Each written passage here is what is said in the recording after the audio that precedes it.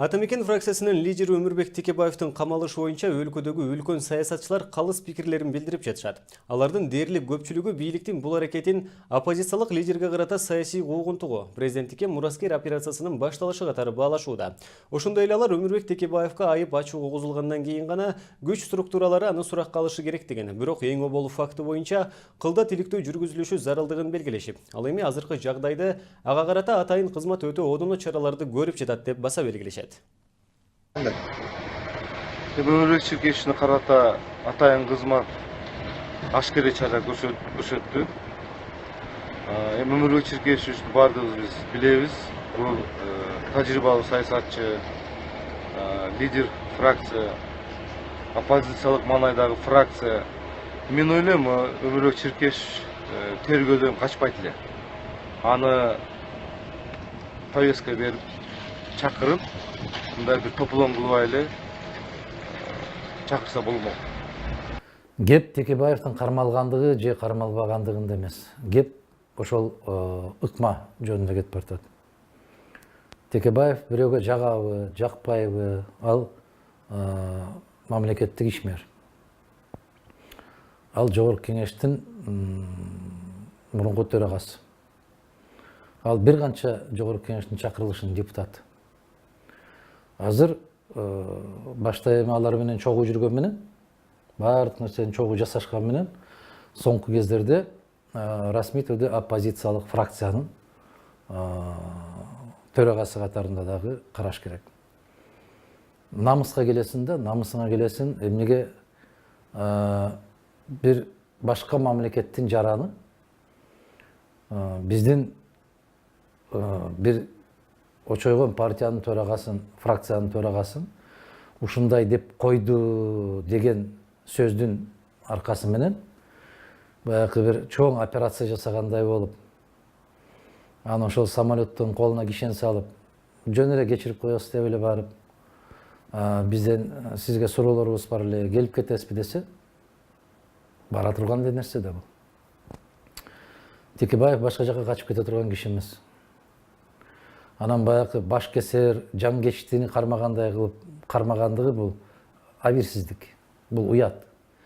Бул жеке Текебаевдин намысына шек келтирүү эмес, бул бүтүндөй кыргыз журтчулугуна, кыргыз саясатына тийгизген абдан чоң соккусу. Эгерде кайсы бир маселелер боюнча кармаган болсо, үй камагына деп жарыялап коюп, Бишкектен сыртка чыкпоо жөнүндө кол койдуруп алып, тергөөнү жүргүзө бер. Эч ким сага тоскоолдук кылбайт. Анан ошол далилдериңди жакшынакай кылып далилдегенден кийин элдин алдына чыгып, бардык ийне жибине чейин айтып берип, андан кийин чара колдонсоң, эл деле толкубайт. Бул баягы кемчонтойлук. Кемчонтойлук. Анан экинчиден мыйзамдуулукка караганда карасан атайлык өч алуу сезими көбүрөөктөй көрүнөт да. Эгер чындык үчүн күрөш болгон болсо, дагы бир жолу айтам, баягы мыйзамдын чегинде жүрүшү керек.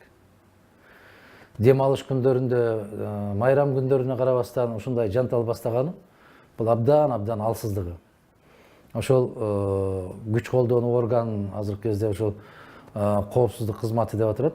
Коопсуздук кызматы бул мамлекеттин коопсуздугу үчүн эмес, бир кандайдыр бир топтун коопсуздугу үчүн иш кылып атканы көрүнүп калды да. Себеп ал жерде абдан мындай бир кызматты жакшы түшүнбөгөн кишилердин келип калуусун кесип ушул. Есть такое, может быть, выражение, которое уже молодежь, наверное, не помнит, но это выражение говорил об этом Владимир Ильич Ленин.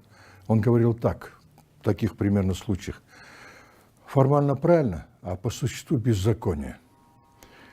В чем проявлялось нарушение закона? Во-первых, в соответствии с законом вначале человека вызывает или повестка, или по телефону, чтобы он явился для дачи показаний или для других следственных действий. Если он не приходит, осуществляется постановлением принудительный привод, следователь выносит. Вот так должно быть по закону. В данном случае что происходит? Человек приезжает, зная, что его здесь ожидает возбужденное уголовное дело против него.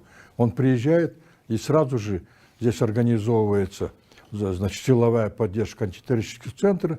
Его задерживают, отодвигает в сторону супругу, адвоката не пускают, приводят, и сразу несколько там нарушений происходит, не дают возможности ему для общения и так далее. 2 часа не допускается защитник. Вот такие нарушения.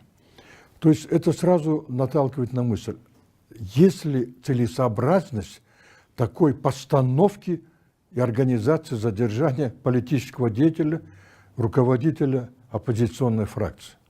Ну, конечно, очевидно, что это сделано именно как акция устрашения. Текебаев бул деген бүгүнкү күндөгү парламенттеги аз маз эле калган оппозициянын күчтүү саясатчысына ушинтип түн ортосунда канча деген саат болуп Кыргызстандын кызыкчылыктарын Европадан карап келгенден кийин ушинтип 3 автобус менен барып салып кетип аткандан кийин колу толгоп, бул эмнени билдирет? Бул дагы бүгүнкү күндө көрсө парламенттагы биздин ошо коопсуздук кызматынын, куралдуу күчтөрдүн кызматынын мындай болгон колунда экен. Любой кишиге мына баланча алды деп туруп эле макул Текебаев даяр. Ал билген ушундай кылышы мүмкүн деп. Ал канча жылдан бери саясатта жүрүп мындайга көнгөн. А жөнөкөй киши мисалы камалганга психикалык жактан даяр эмес да. Мен Өмүрбек Текебаев менен Дүйшөн Чотоновдун кармалгандыгын, андан кийин баш коргоо чарасы катары камакка алуу колдонулганын ооруканада жатып уктум. Албетте бул кабар өтө катуу тийди, анткени көп жамандык убакты биз башыбыздан чогот көргөнбүз. Адилеттик үчүн күрөшөбүз деп Бакиевдин убагында бир топ кыйынчылыктарга дуушар болгон элек.